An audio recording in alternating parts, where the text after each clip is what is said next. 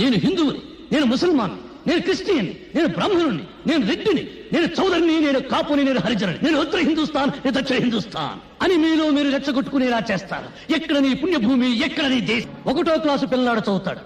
నన్నయ బ్రాహ్మణ కులమన పుట్టెను, గాంధీజీ గుజరాతీ కోమటి, అంబేద్కర్ హరిజనుడు.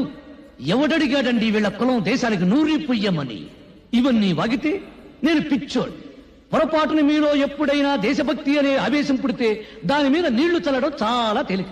ఇప్పుడు చార్మినార్ ఉన్న చోట శ్రీకృష్ణుడు ఆవులను మేపాడంటే చాలు, ఫినిష్. ధరలు పెరుగుతున్న సంగతి గుర్తురాదు, దరిద్రం పెరుగుతున్న సంగతి గుర్తురాదు, మీదకి నాయకులు తొక్కుతున్న సంగతి గుర్తురాదు. శ్రీకృష్ణుడు, ఆవులు, చార్మినార్ ఫలోమని పరిగెత్తుకుంటూ వెళ్తారు, ఒకరికొకరు నలుక్కుని చేస్తారు. జయ హే పుణ్యభూమి నా దేశం. ఒక్కసారి బాగా ఆలోచించుకోండి.